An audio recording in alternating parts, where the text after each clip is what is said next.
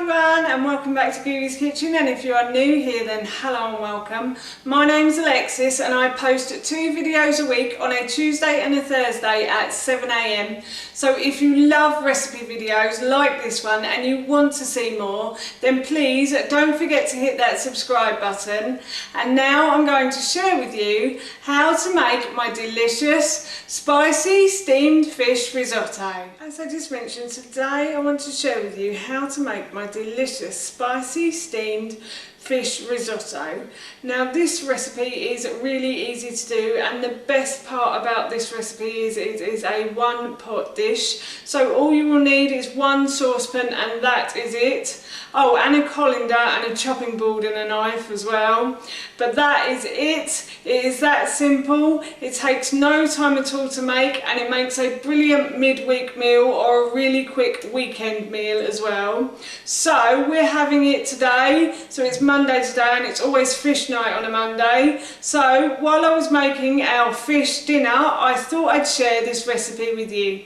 So here is how to make my delicious spicy steamed fish risotto. The first thing I've done is I've put a large pan and I'm going to put this onto a high heat on my hob, and I'm going to add a little bit of oil to the base of this pan. And then I think today I'm going to spread this around with my plastic brush so I coat the base and the bit of the sides evenly with the plastic brush. You don't have to do this, but if you want to, then I always use a plastic brush because I find the bristles don't come off then. So yeah, I'm just going to leave that pan now to heat up. So my pan is heating up really nicely now, and what I'm going to do is I'm going to add a bunch of spring onions that I have chopped up. So I've removed the tails of these and the tops, and I've basically just chopped them into like 1/2 centimetre pieces. So I think there was about 8 to 10 spring onions there. So I'm just going to add those to the base of the pan, and I'm going to fry those now until they start to soften. So my onions have started to soften. Spring onions normally take less time than like a white onion or a red onion or a leek. These seem to take about 2 to 3 minutes, whereas an onion will often take about 5 to soften. So now that's done, I'm going to add in some tomatoes. So I've got about 600 grams of small tomatoes here that I have just sliced in half. And I've also got 1 courgette that I've peeled and grated as well. So I'm going to add these in. And I'm going to fry these with the onions, and then I'm going to let the tomatoes heat through and soften a little bit as well. My tomatoes have started to soften now. And what I'm going to do is I'm going to add in my ginger. So I've got a 2-inch piece of ginger that I've just simply grated. I haven't peeled it, but you can if you want to. And I've got a 2 centimetre piece of turmeric as well. And again, you can peel that, but I didn't bother. So I'm just going to put those in with the tomatoes. And the tomatoes have started to soften beautifully now. So I'm just going to stir those around until they're all well mixed in. And then I think I'm going to add in my rice next. So that's all lovely and mixed together now. And I've got my rice here, and what I've done with my rice is I have washed it through twice over the sink in a colander. And I do this to get rid of the starch, because I won't be washing it at the end, obviously because it's in a risotto. And I am using brown rice as well. I'm not using risotto rice, but you can use risotto rice if you want to. Also, you could use quinoa as well, which I have mentioned in my blog post, which I'll link down below for you. So they're in now, and I'm also going to add in some oregano and some mild chili powder too. So I've got a teaspoon of oregano here that I'm going to add in, and I also have a teaspoon of mild chili powder. I'm just going to add a teaspoon of this in as well. I'm going to do a bit more than that. I'm just going to break it up a little bit. And then I'm going to mix those in as well. And my rice has started to become clear and see-through by the looks of things now. So what I'm going to do now is I'm going to add in about 600 ml of chicken stock, or you could use vegetable stock if you want to. Or you could use fish stock as well, if you've got any fish stock. I'm using chicken stock that I made this morning in my slow cooker, so I had some bones in the freezer that I needed to use up. So I made them into a stock, and I'm going to bring this to the boil now. So once it comes to the boil, I shall turn the heat down and leave it to simmer, and I'll show you what to do with the fish in a moment. The risotto has come to the boil, and what I'm going to do now is just turn the heat down. I put it onto a medium heat. The slower you want it to cook, the lower the heat you can go. So if you wanted this to be a long cooking dish, like half an hour, 40 minutes, then I'd put it on a very low heat, but I need it to be about half an hour today.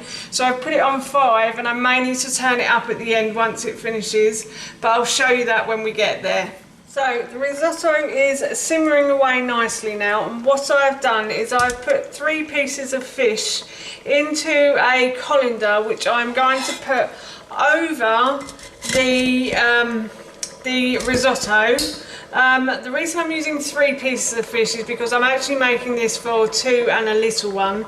So my husband and son and myself, my son will actually eat a whole piece of fish as well. So, but yes, so I've put 3 pieces of fish into a colander over the risotto, and this will steam the fish. Now it should take probably about 5 to 10 minutes, but I'll check it after 5 and see how it is. So my fish has cooked, and the way I can tell it's cooked is it is flaking away from itself.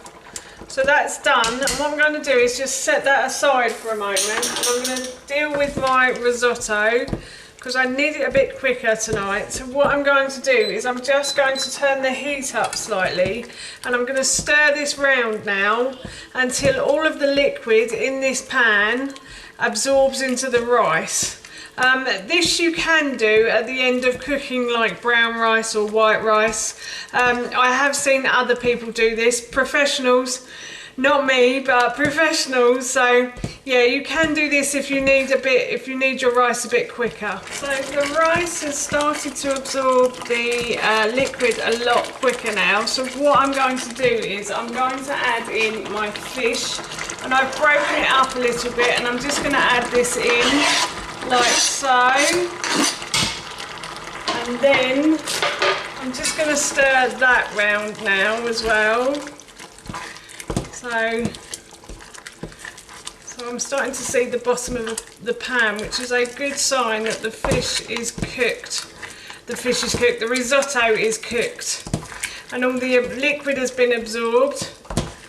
So I'm going to turn off the heat, but I'm going to leave it on the heat, and I'm going to add in about 100 or actually 50 ml of coconut cream into this dish as well. And the reason I'm doing this is because I'm serving this to a little one who is a bit funny about spices. So I'm just trying to cool it down with a little bit of coconut cream. You can leave the coconut cream in, or you can take it out if you want to. The decision is yours. It's entirely your decision. And then I'm also going to add a handful of kale to this meal as well. And finally I'm going to add some coriander that I'm just going to rip up with my hands. Normally I would chop it, but as I said, I need this meal quickly tonight, so I'm just going to add those in as well. And that is our dinner done. It smells so good. I can't wait to eat this. As I always say in my videos, I love my dinners and I especially love this one as well. So that's how you make my delicious spicy steamed fish risotto, and that recipe I will link in the description box below for you. As I mentioned earlier, I'm off to eat this for my dinner now, and I'm really looking forward to it as always. So for now, that's it from me. Thank you so much for watching. Please feel free to give me a big thumbs up if you enjoy this video. And please feel free to leave any comments below. And please don't forget to hit that subscribe button. See you all soon. Bye.